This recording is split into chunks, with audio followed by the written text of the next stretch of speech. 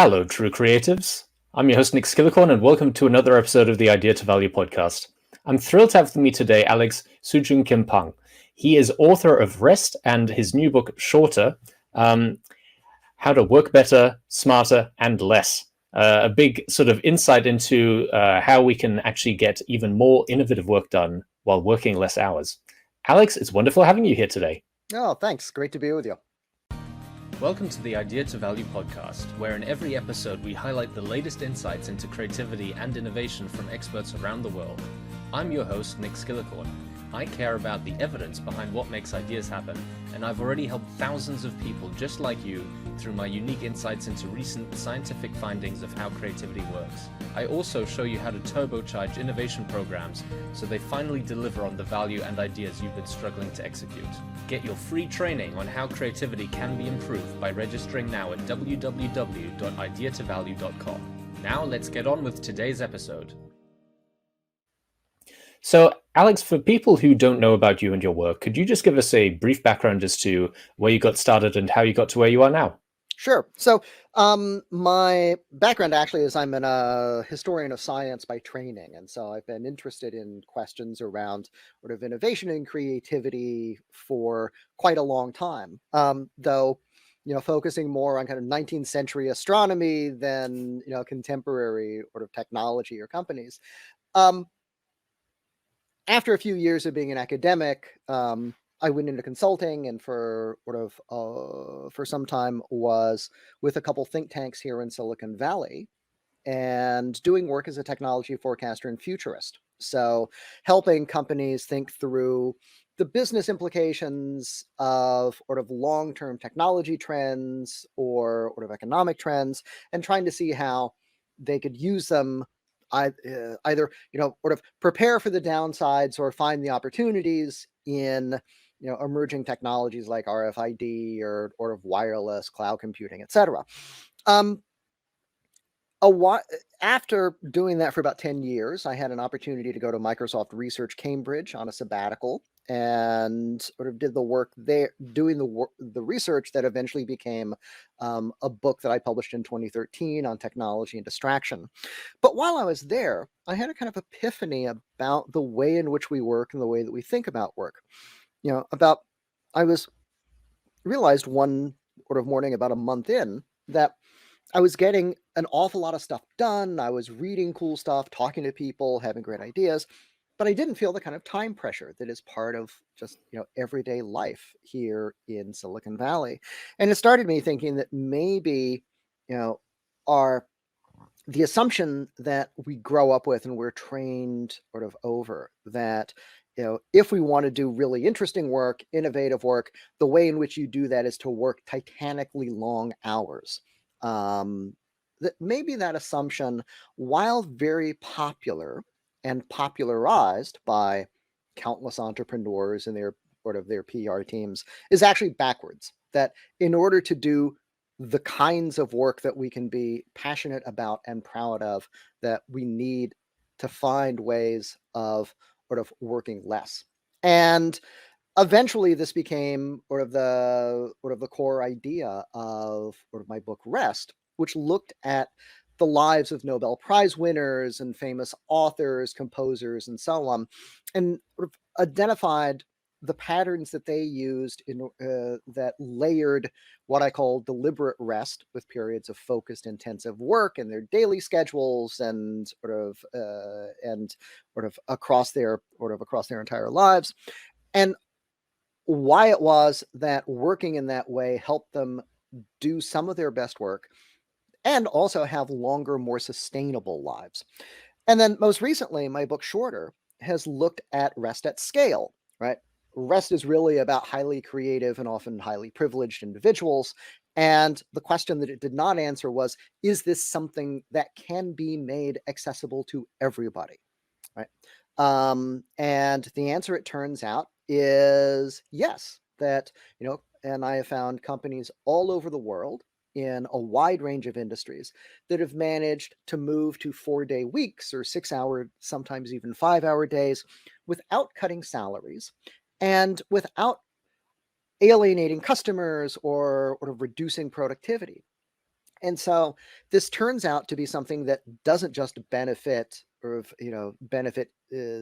theoretical physicists or playwrights, but it is something that delivers benefits to and is accessible to everyone from lawyers to baristas to accountants to nurses. And so that's how I came to write. That's how I came to work on all of this. I mean, there's a lot to unpack there, especially around this concept of the shorter working hours, the fewer days per week. We'll get onto that in a moment, but I want to take it back to this idea of the reason why people seem to want to be so busy. It is especially prevalent in the startup culture, but it's also prevalent in a lot of high pressure city jobs, like in management consulting, investment banking, all of these jobs where there seems to be a lot of pressure to bring the most in order to earn the most. Where do you think, either psychologically or from a society, this pressure comes from to need to prove how busy you are the whole time? Right. I think that the part of the challenge of backing away from that is understanding that there were actually a lot of different overlapping or mutually supporting reasons that we think of overwork as a good thing, as a sign of commitment and passion and so on. So I think that it's and it's also worth noting just how unusual this is in human history. Right, the idea that achievement, or that that the rewards of achievement should be working even more, is a very, very novel idea, and that until and I think that really our modern mania for overwork, personally, I think traces back to about the 70s and 80s, when you had a shift in the ways in which what kind of success was understood to look like, right? Up until then, most people who were seen as successful had relatively long careers that involved starting at the bottom, paying your dues, working your way up. And this is the world in which, in the United States, the two biggest companies, right, General Motors and General Electric, were both during the 20th century run by guys named Charlie Wilson, both of whom became CEOs only after decades with their respective companies. With the rise, though, of the high-tech industry, with the kind of supercharging of the financial sectors in the 1980s, we saw a change in which success began to look like young people who through a combination of timing and talent and incredibly long hours, became overnight successes. Right? It was the 30 billionaires under 30 list era.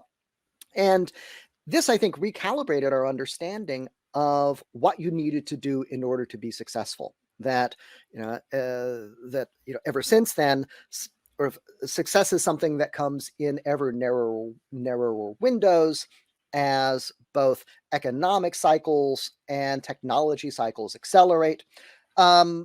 I think also that this gets reinforced by, for the rest of us, the growing precarity of labor. So that, whether you are a taxi driver or a professor at an Ivy League school, the erosion of job guarantees, of permanence, that these things work to create conditions in which demonstrating in which working longer hours becomes a necessity for some and a kind of protective camouflage for others.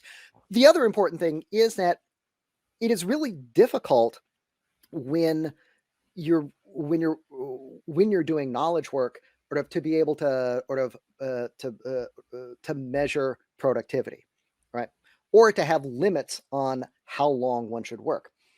It's not like you're plowing a field and you reach the end or the sun goes down, right? There are no natural limits there that define when you've done enough or when you should stop. And consequently, we have made time a proxy for productivity, but we've but we've crafted that relationship so that working under the assumption that more time invested by people equals more productivity, which is a bit like assuming that in a sprint, it's not Usain Bolt who wins because he's because he's fastest, but rather the person who comes in last because they've run the longest amount of time. But all of these things together, I think, have over the years constructed a sort of world in which overwork seems natural. It seems sort of inescapable and inevitable, and sort of therefore sort of is something that we have that both as as leaders and as employees is really easy to take for granted. And it takes something like a crisis, whether it's a personal one or whether it's a global scale economic one like a pandemic, to shake things up and to get us thinking seriously about whether it's possible to work differently, which is exactly Absolutely. where we are now. Exactly. As I was listening to you, I was thinking of a lot of research behind what sort of drives people to do the things they do, and some of the things you were talking about were definitely intrinsic motivators, like wanting to get onto that 30 under 30 list by actually being as productive as you can be with the limited amount of weeks in the year. I can also think of other examples where it's more of an extrinsic motivator, or maybe even extrinsic pressure. I hear a lot of stories from my friends and colleagues in Singapore that they're in the office until the boss leaves, and the boss is in the office until they leave. Right. And so after 5 p.m., everyone's still there waiting for the first person to blink and leave without actually doing anything productive. Mm-hmm. Yeah, and one of the companies that I talk about in Shorter is a Korean firm named Woowa Brothers. They're kind of Korea's equivalent of DoorDash or Deliveroo, and they have in their statement of company culture, one of the sort of first principles is it's okay to leave without telling anybody. That and that was explicitly designed as a way of fighting back against the idea that you don't leave until the boss leaves, and the boss never leaves. And then when they do, you're all supposed to go out drinking together. And and the CEO, Bong Jing Kim, thought, this is actually crazy and it is counterproductive, and I don't want it to be this way at my company. And it's illustrative of the degree to which you have to explicitly recognize and go after those kinds of sort of cultural norms that, maybe are not part of the official handbook, but still play a really powerful role in shaping individual and company behavior. And so, but I think that that this is that that kind of norm is a great example of sort of how we have come to see sort of long hours as an both mark of productivity, but also a kind of unavoidable social obligation within the office, and just how explicit we have to be in sort of uprooting them and offering an alternative. Absolutely. So let's go back to the newest thoughts you have around not just making sure you're not overworking yourself, but actually looking at what is the optimum amount of time that you need to do work, and the concept of maybe you can actually get the work done in less number of hours or days than you previously did. Mm-hmm. So there are a couple streams behind this thinking. One is when you look at the daily routines of super creative people, prolific people who have a lot of control over their schedules. So we're talking about like Einstein or Beethoven or folks of this sort. One of the things you find is that no matter what field they're in, whether they're mathematicians or musicians or writers, that they tend to gravitate towards schedules in which they work really intensively for maybe about 4 or 5 hours a day. Turns out 4 or 5 hours is as much time as you need to write The Origin of Species or compose the Ninth Symphony, right? To do, sort of essentially to kind of immortalize yourself. But you got to do this in the right way.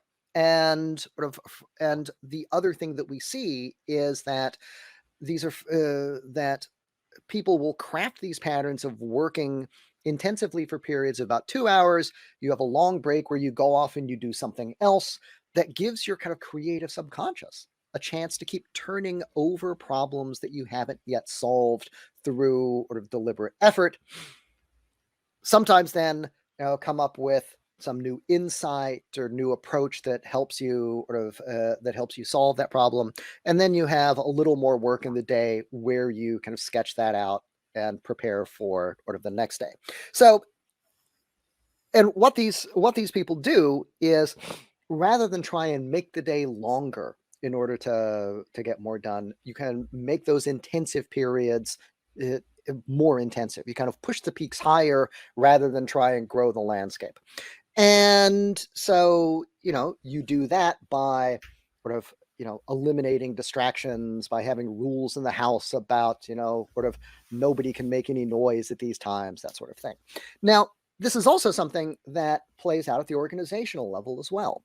And, so even if you don't have the kind of control, a lot of control over your time, there are things that groups of people and companies can do together to get some of the same effect. There are studies that show that in offices, we lose 2 or 3 hours of productive time every day to overly long meetings, to technology-driven distractions, to interruptions, that one quick question that turns into a 10-minute conversation that sort of throws you off of some big project that you're working on. So, if you can just get a handle on those things, it turns out you can go a long way to doing 5 days worth of work in 4. And companies that move to 4-day weeks sort of tend to attack those things. They make meetings a lot shorter. They introduce new norms around technology use and distractions, and they redesign their workdays to have periods during the week or during the day for kind of deep focused work, the kind that, a Darwin or a Beethoven would have recognized, where it's okay to be a little antisocial, to not answer the phone, to stay off Slack, etc. And so what we find is that in companies that implement those kinds of changes, they're able to do the same level of work, often to to work at a higher quality, and they've got various organizational benefits, better recruitment, lower turnover. There is some indication that they're maybe a little more creative. That's a difficult thing to measure, but they certainly feel that way. And that, but the bottom line is that it turns out that organizations are able sort of to take it, to use these strategies to sort of give people more time in their lives, while by making them more effective at work so that they can spend less time at work. So that's how all this works. Now, when you're thinking about, at an organizational level, how to allocate less time for work to be completed, even if that can complete all of the work that there is available. The examples that you gave around Beethoven and Einstein and Charles Darwin, these are people who, to a great degree, are known for work they produced purely as individuals and not having to be distracted and collaborate with other people. Of course, they did collaborate, but most of the time was as an individual creative. For most of us knowledge workers and people at large companies, there's a lot more collaboration that needs to happen. And so my question is, these examples of companies that have tried shorter working hours or different, fewer days per week when people work, do people still need to be working at the same times all together, so that there's not this tendency for someone to start working in the morning, someone to be working in the evening, and a manager needing to be working the whole time to span both time periods? Or is there this ability for people to actually really allocate their own working hours and for collaboration to still work effectively? That's a great question. And I think the answer is that there are absolutely benefits to synchrony, right? To having people together, preferably in the same space, if not working at and absent that, working at the same time. If only because, you get things like sort of the sort of, effect that we all had, going to studying in the library during finals, right? You're in a room full of people. you're not talking to anybody, but the fact that you all are concentrating helps all of you work a little bit better. I think that that companies, and there are, of course, practical reasons for having everybody in the office together rather than allowing everybody allowing people to kind of make up their own flexible schedules or choose their own 4-day weeks as they go. One of the things that you do have to think about when you move to a 4-day week is how you do this without having it tear up the company culture, right? Seeing other people in the office is one of the reasons that we liked to go to the office. Indeed, in some places, is one of the few reasons to go. And so, you do, and I know of companies that started a 4-day week that decided not to pursue it because the office felt like a ghost town, because between people being able to choose their own days, between other folks having to be offsite working with clients, that there just was not a kind of critical mass of people in the office to make a 4-day week feel sustainable. I think also, I think that companies that have been flexible or remote from day one that move to 4-day weeks, for them, it's a somewhat different situation because they already kind of know how to handle that kind of collaboration that is remote, that happens over Zoom or happens a little bit asynchronously. So for them, the move to a 4-day week is a little bit less of a shock that runs the risk of tearing at that social fabric. The other important thing about the 4-day week, though, is that it is, when you implement it at scale for everybody, and particularly when you do it so that, everybody is working Monday through Thursday, let's say, or Tuesday through Friday, it is itself quite a collaborative enterprise that requires a lot of cooperation. One of the challenges that we often have with flexible works, even in very progressive companies, is it can create a lingering suspicion that the person who is leaving early, who is working at 80%, maybe isn't really pulling their weight. Right? Why does she get to leave at 3 o'clock while the rest of us are still slaving away? While the person who is working flexibly feels the need to do extra labor in order to stay visible to their managers and to show that they're not, inconveniencing the system or creating extra work for other people. In contrast, when everybody is working together to make a 4-day week a success, everyone has to work together around that. Right. My ability to go home at the end of the day Thursday depends on other people's ability to respect my time, our collective ability to do things like keep meetings to 15 minutes rather than let them go on for an hour, and to do all the other stuff necessary to keep projects on track, to keep work moving forward. And so it turns out that, rather than shorter hours or part-time work being risking devolving into a zero-sum game, as as can happen, or as people worry about in conventional 5-day week companies, when you work 4-day weeks, this becomes something that everybody has to work together in order to for everybody to enjoy. Now, what's fascinating is over the last 2 years, I think the whole world has had a full-size experiment on ways of working being forced upon them, and especially with a lot of companies for the first time being forced into remote work, where people aren't in the office at the same time, people aren't as visible at the same time. And while this has a lot of benefits, there's been some research which suggests even though people theoretically can allocate their work in their own way now, which they couldn't previously, they're actually working more hours. And you hear a lot of reports about people getting very stressed about making sure people know that they're online, being visible and available on Slack the whole time. What's been your experience over these last 2 years in regards to either acceptance or pushback for this idea of shorter working hours? So, I think that the things that you identified are problems that a lot of people face, right? And I think that one of the tragedies of living online, whether it's during our working hours or or whether we're on social media, is that there is no way to indicate that you are present without interacting.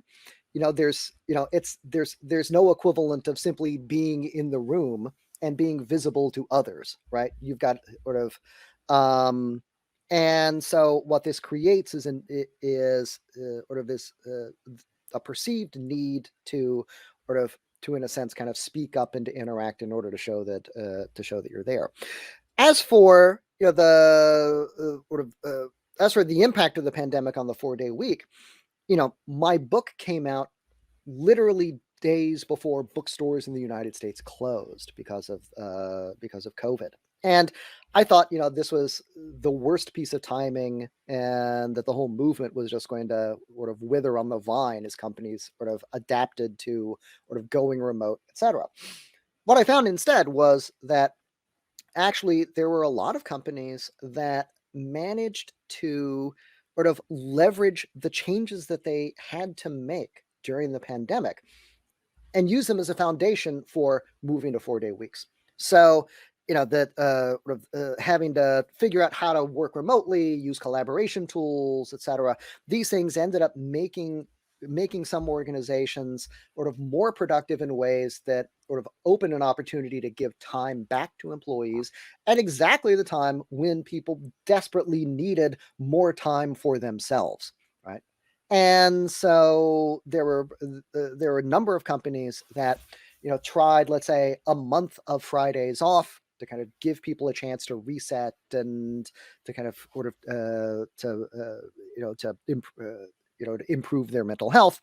They realized, hang on, our numbers say we've met all our deadlines, we're just as productive, people are a lot happier, maybe we can make this a permanent thing. And so for this reason, I think that we've seen, we've seen a bunch of companies able to move to 4-day weeks during the pandemic when previously they had, this was not something that they had considered. And the movement continues to grow and to sort of gain more momentum. And I think that, we all see now, thanks to sort of our experiences in the last couple of years, that it's possible for companies and people to change the way that they work faster and more profoundly than we ever thought possible in, let's say, 2019. Further, I think the experience of the pandemic has shown all of us that the systems that we all craft in order to try to sort of have some measure of work-life balance, or just to manage work life and family life, were incredibly fragile. And we were spending an awful lot of energy trying to keep those things running. And that, our experience shows that we need ways of working that are more resilient for organizations and provide sort of more resilience for people. And I think this is one of the reasons that you have this the UK 4-day week trial that was sort of just opened sort of last week, or announced last week, attracting as much interest as it has in a place that 2 years ago made a lot of fun of Jeremy Corbyn for suggesting that a 4-day week was a possibility. I think that's a great illustration of just how far the conversation has come. Thanks to sort of, but it's been driven by, our recognition that work can change and that work really needs to change. So, but we just hope that it will change, that we can actually sort of take this opportunity and change it for the better. And that word change is probably how I'd like to end with our final question. Every company is made up of individuals, and whether you're an executive, a leader trying to implement this change in your company, or you're someone who might feel it being forced upon you, if a company wants to try doing this, could you just give us your insights and experiences to what this change might feel like and what might need to happen in order for it to be successful? Sure. So In addition to the kinds of sort of tactical things that I talked about earlier, right, around redesigning meetings and tech use and so on, there are a couple other things I see. One of them is that, particularly in small and mid-sized companies, this is a change that starts at the top, but it's kind of driven from the top, but it's really implemented from below. That it's happened first in companies where you still have the original founder or sort of founding cohort who have the kind of charisma in the organizational Weberian sense, not necessarily like, charisma like a movie star, to say, we're going to take the company in this very different direction. We're going to take that risk and you're all coming with me. However, while you need someone at the top to give permission to kind of create the sort of structure in which this can happen, people themselves, workers themselves, are the ones who actually have to put it into practice, because no boss knows everyone's job well enough to tell them how to do it in 4 days rather than 5. And so you need to give people sort of the power to to experiment, to try a whole bunch of different things, to accept that some of them aren't really going to work out, so that you can iterate quickly and sort of share both failures and successes and figure out your way forward together. So I think that, recognizing that this is something that leaders can enable, but really the main thing they've got to do is give everybody the freedom to actually sort of figure out how to make this work, is one critical thing. I think another thing that I see is that in companies that move to 4-day weeks, leaders leaders benefit just as much as everybody else, right? The CEO or of the project managers, the C-suite, they get just as much benefit from this as, line workers or administrators or people on the factory floor. This is not a concession that is wrung from the company, by workers. This is something that everybody shares. And this is important because, these days, managers and particularly founders are even more subject to burnout, to depression, to problems in the workplace than the people they manage, right? I think sort of rates of depression among founders is something like 10 times greater than those of average employees. And, and as anybody who has started a company or runs a company will tell you, this is really, really hard work. And so I think that that for all of our talk about, sort of loving our work and passion, etc., that the opportunity to do it well in 4 days rather than 5, so that you can have a better life and better mental health, is something that everyone will appreciate. I think also, finally, that, this is not something that happens immediately, but once you get over the initial month or so into the trial, where you're still trying to, this is kind of a new world and you're still adjusting and trying to figure everything out. And it's, and it feels kind of disruptive and disorienting, which is the case for virtually every company, right? There is this period where you've just got to figure all this out and it's uncomfortable and you've got to just kind of work through it.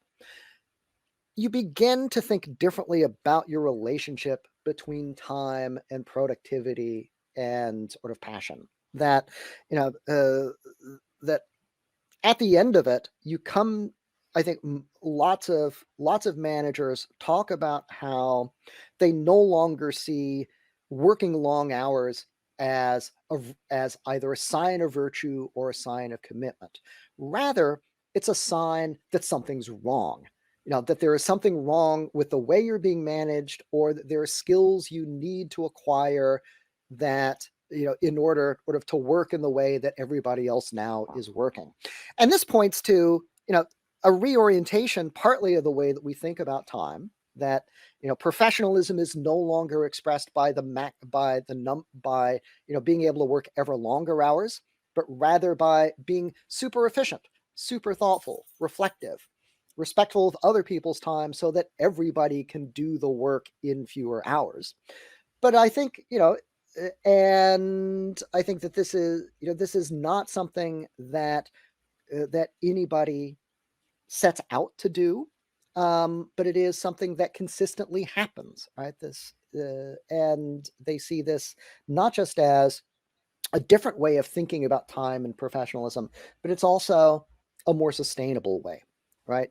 If you think about your work as something that, that is absorbing and interesting, and therefore you should work ever longer hours at it, there is going to come a point where that way of thinking will break you. Whereas thinking about professionalism and dedication in terms of being able to do the same work more effectively, being able to build on your experience so that, you no longer, so that, 10 years from now, you don't need, 20 hours to do a particular task, but you can do it in 2 hours. This is a route to a kind of work, a way of thinking about your career, a way of running a company that is far more sustainable, that that encourages people to cultivate skill rather than to see success as simply sort of either a sprint or or as something that that happens in a very narrow window. And if you have work that you really enjoy, it's an opportunity to think about doing it for a very long time rather than doing it for a few intensive years until it destroys you. And so, for all of these, and so I think all of these are things that, ultimately after a few months sort of come to help solidify a kind of vision of what working in a place that adopts a 4-day week is like and can be like. So, and keep the meeting shorter. That's also a really valuable thing.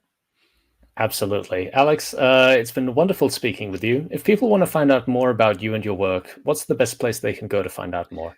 So the first thing is, of course, my book, which is right there. So it's available in Korean and a couple other languages.